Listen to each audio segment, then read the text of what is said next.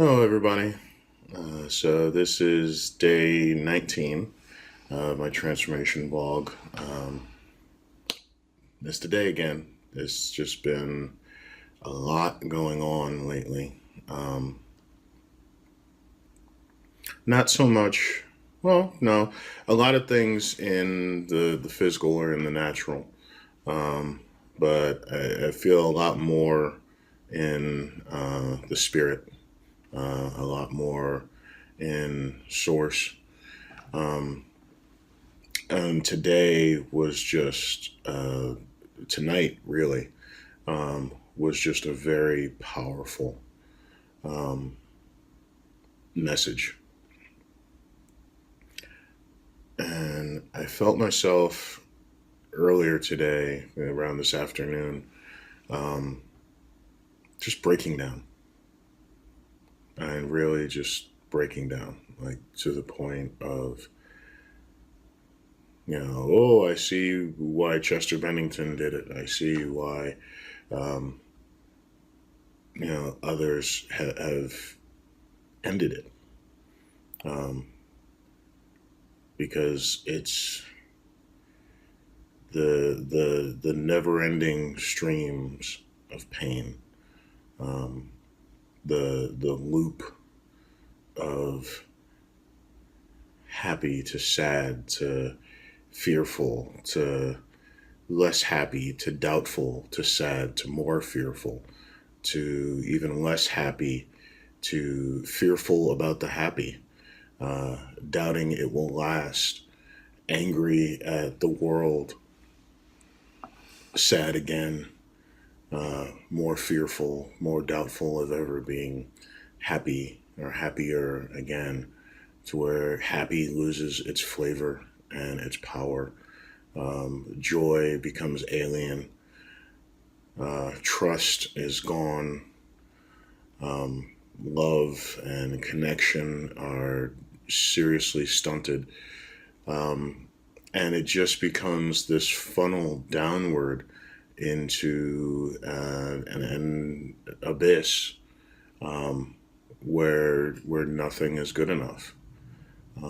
Nothing is high enough to pull you out of that funk, because all you've seen in your experience is that, you've continuously watched sugar turn into shit, and you just come to believe that that's the theme of your life, that's the way of your life, and so that's what you experience. And that was me. That was me for the majority, if I'm going to be honest, for the majority of my life.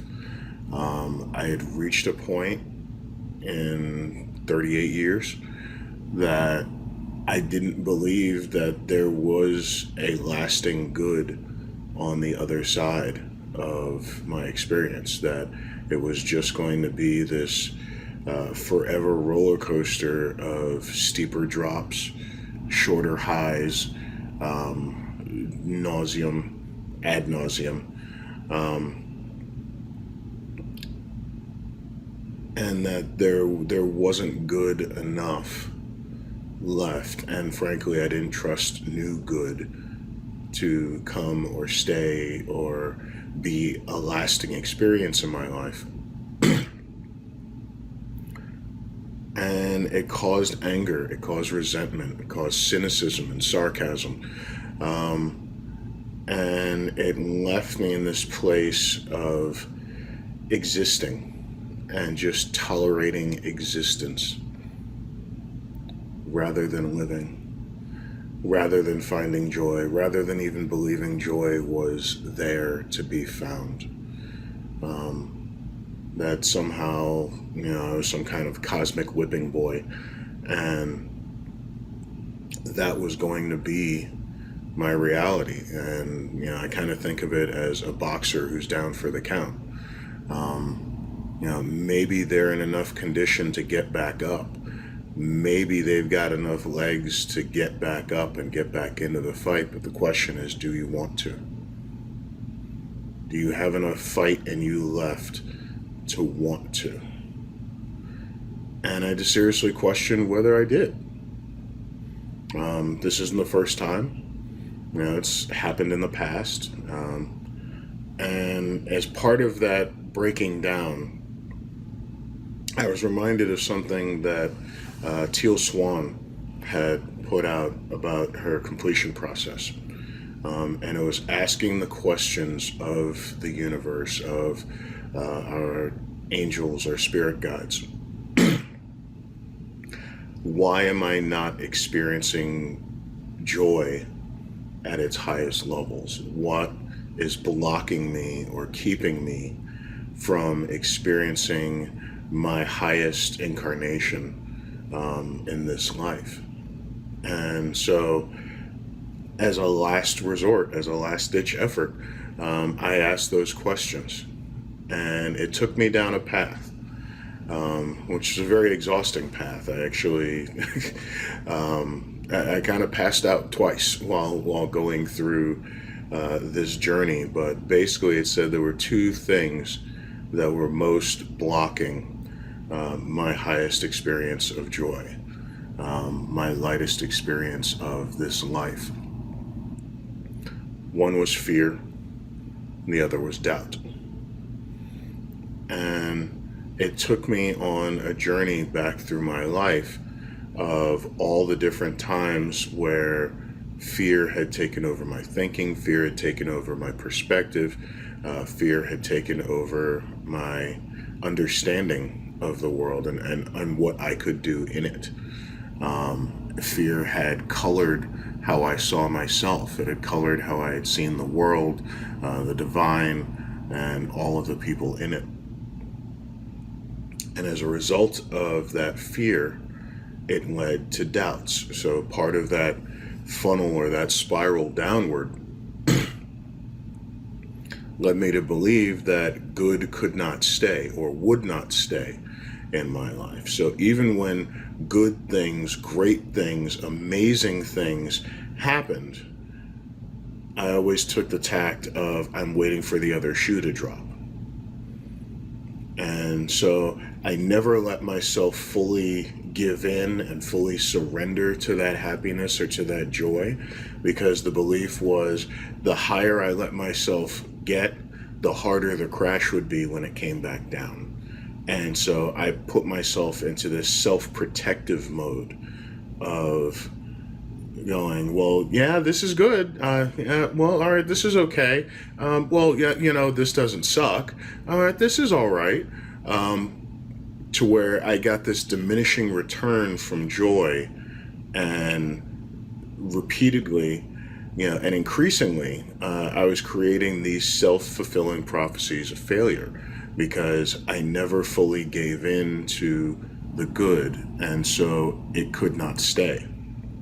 That's not where my focus was. That's not where my beliefs were. And so I drained the life out of the good that came. And not surprisingly, a consequence of that was that it left.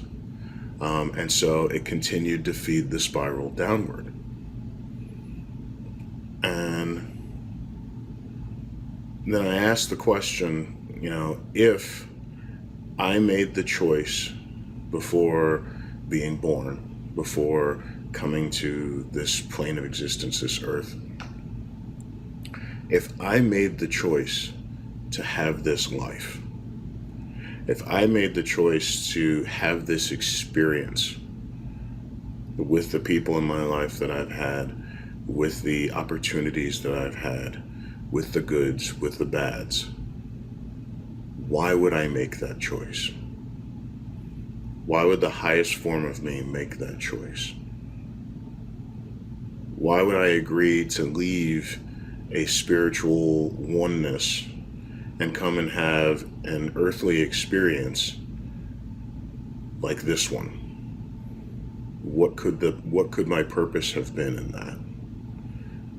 And it was then that I felt a jolt. I felt something kicked alive in me. Something spoke to me and said, you have finally gotten to the question that matters. You have finally reached the question that matters. Now, seek your answer. Come to understand why you made the choice to have this experience, why you came to be in this experience. And I thought back through my childhood. I thought back through my adolescence, my early adult years. I thought through the last couple of years.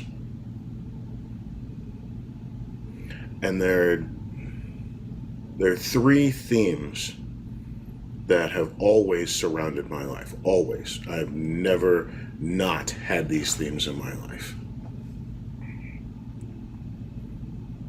One is about healing. I have always wanted to help people heal. I've always wanted to assist the sick, to help improve people's quality of life, help to make people whole again. I think in this experience, a lot of that came from my early experience with severe asthma, and all the time that I spent in doctors' offices and hospitals as a result of that. But I have had a very strong interest in healing people, whether it be medically, physically, as a medical doctor would, psychologically, as a psychologist would. That's what I studied in college and had planned to be. Organizationally, which is part of the process improvement work that I do now, and interpersonally, which is really a huge aspect of what I've always done as a friend, as a colleague, as a family member. It's just deeply, deeply personal and important to me. The second has been teaching. I lucked out, or I chose well, however you want to say it, in that I'm an intelligent person. I'm done pretending and I'm done apologizing for it. I'm a fairly intelligent person. And so I came up being able to grasp things quicker than some folks. And in some cases, I'm able to grasp things that other people just don't get to on their own, or at least haven't gotten to on their own by the time we come into contact. And so I've never really been I want to keep the knowledge to myself. I want to, be selfish and greedy about it and use it to my benefit and not help other people. I've always been I want to teach. I want to help people reach the levels that I've reached, or at least help them reach a higher level than they're in. Help them to become the more actualized or the best version of themselves. Help them to see some truths, maybe see some truths in a different light. Maybe come to understand some things that they misunderstood, or just introduce them to new knowledge that might help them along their journey. It's always been the case. I've never not taught. I've never not been somebody to share what I know, to impart knowledge whenever the opportunity is there. It's really just always been a part of me. And the last one is leave it better than you found it. Now, to my mother or my ex-wife or anyone who's actually physically lived with me, they would probably think, well, yeah, apparently that applies to everything other than housekeeping. And yes, it probably does. Not the cleanest person, never pretended to be. It's just not my highest calling. But in other ways, in other aspects, have a deep abiding interest in cleaning up the mess of one's person, So if in the physical, we're talking about healing, in the psychological, we could also be talking about healing, or the spiritual. Within organizations, it's communications, it's process, it's cohesion, it's team building, it's systems. And I've always had an interest in making things better, or contributing to making things better, helping people accomplish their goals at a level that they weren't able to do before, helping people to find joy in ways they weren't able to find joy before, helping people to see themselves as higher and better and smarter and sexier and more beautiful and more connected, and stronger than they were before, which is quite ironic because I've never done a particularly good job of that for myself. Um, but that's always been a part of me. And as I was looking at those themes, um, I happened to, wake up from my second pass out. And I, for some reason, was drawn, well, for some reason, it usually happens. I was drawn to my computer, and I happened to jump on Facebook. I know, Kyle, yeah, spending time on Facebook isn't your highest calling. In this case, it was a reminder of my highest calling. So for those who don't know, which might be most of you, I started a group last year, a Facebook group last year, called United States of Love. And this was back during the presidential campaign, where there was just so much anger.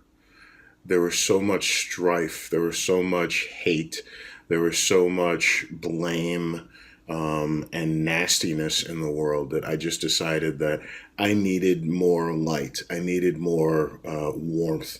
I needed more love in my life. And if I was going to have to look, or if I was going to choose to look at Facebook and use social media, then I was going to have a source of news, a source of stories, a source of posts, a source of information that was going to increase my soul. It was going to make me lighter. It was going to remind me of the goodness of people. And so I created this group and invited a bunch of my friends and opened it up so anybody can join. Um, and the entire purpose of it is that every post, every story, every video, every whatever someone posts is meant to share love, share stories of love, examples of love, memes of love, theories of love, um, across people. So it can be across any groups of people, across families, across neighborhoods, across any lines of division that may exist. But it's just about demonstrating love and having that reminder, that regular reminder, that though the world, or the world's media, wants to tell you that we are in a divided place, that love still exists, that love is still strong, that love is still present, and that love is still everywhere.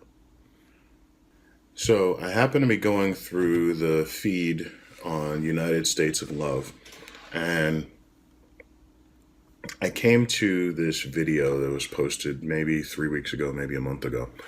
And it's a video of a bunch of children, or child musicians and performers, all very talented young performers. I think the oldest was 11, performing Michael Jackson's Heal the World.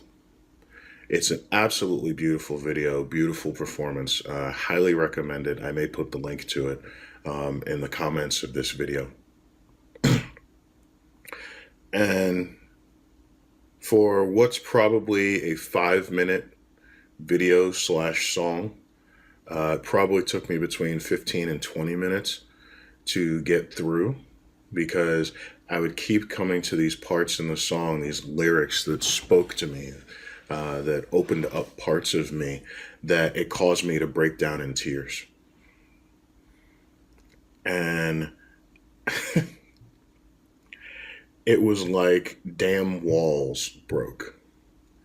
Like parts of me that had just been walled off had broken. Not opened, not something that can close again, just broken. And long held on tears had to come out.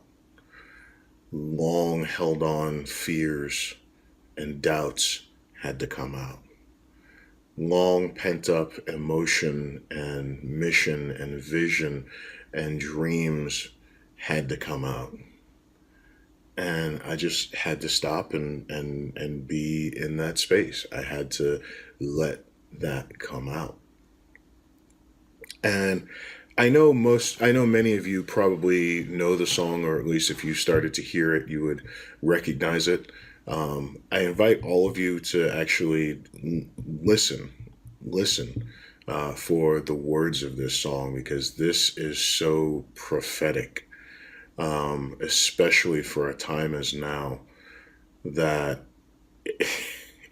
it amazes me. It truly amazes me that I didn't see it for what it was at the time that it came out, but I guess I wasn't ready at that point. I think I'm ready now. So I'm not going to read the entire song. You know, the lyrics are up on Google Play. Feel free to read them yourselves. But there are a couple parts of the song that I really wanted to share with you because they truly opened some things up for me. And I think that it may help you on your journey open some things up that have long been dammed up or walled up.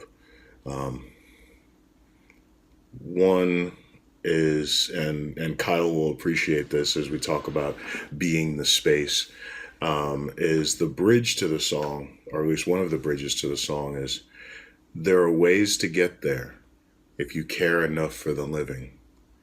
Make a little space to make a better place.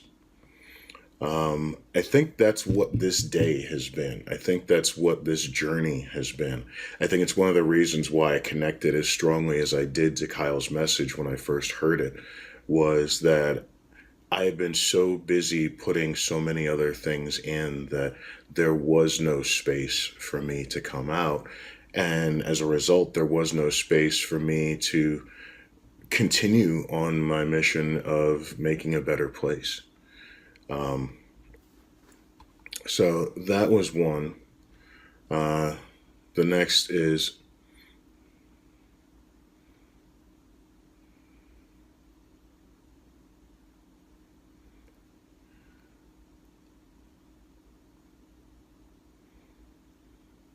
well, next I guess we'll just go with the chorus, which is simple enough and one you'll certainly recognize, which is heal the world, make it a better place for you and for me and for the entire human race.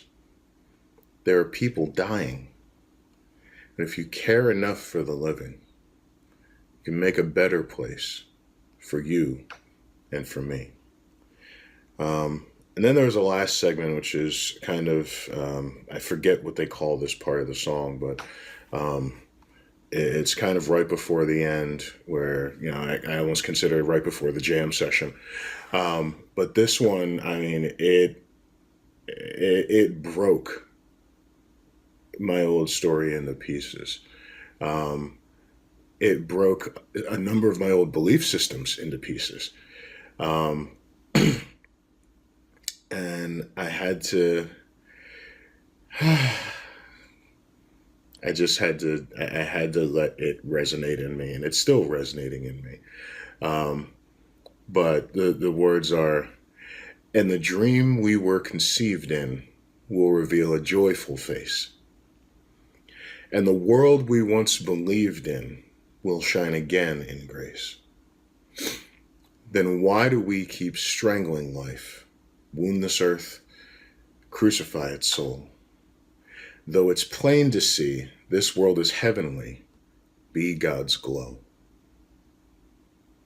Now, I probably would have normally sang the song, But at this point, between screaming, crying, and other outbursts, my throat's pretty raw. So singing is not in the cards today, but maybe another time. But today I asked the questions. I think I asked the questions that were the ones I ultimately needed to get to, because I had asked a lot of surface questions. I had asked a lot of why did they, why did this, why did that, and all of my why was about external. It was about the things around me, and it wasn't about me. And even when it was about me, it was about the surface me. It was about the physical me. It was about the me in this 3D plane. And it wasn't about my higher me. It wasn't about my spiritual or my source me. And so the whys never got deep enough, because all I was asking was to change a human experience. I wasn't asking to let my spiritual essence come through my human experience. Um, and it was when I got to that level and allowed myself to stay in that level. Um, Looking back, I think I'd probably gotten to close to this point several times in my life, but I didn't allow myself to stay there long enough to receive the answer, because I wasn't ready. But I guess as part of this process, as part of this soul search, as part of this clearing out, as part of this uh, question and answer journey, I reached a place where I could receive it. I could stay long enough to receive it. And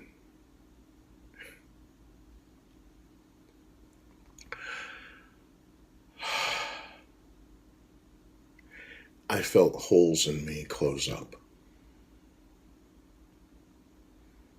I felt long, long existing gaps in my spirit close up and become whole and knitted.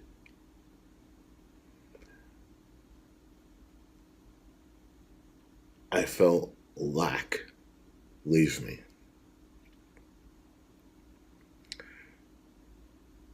And for the first time that I can remember, especially in my adult life,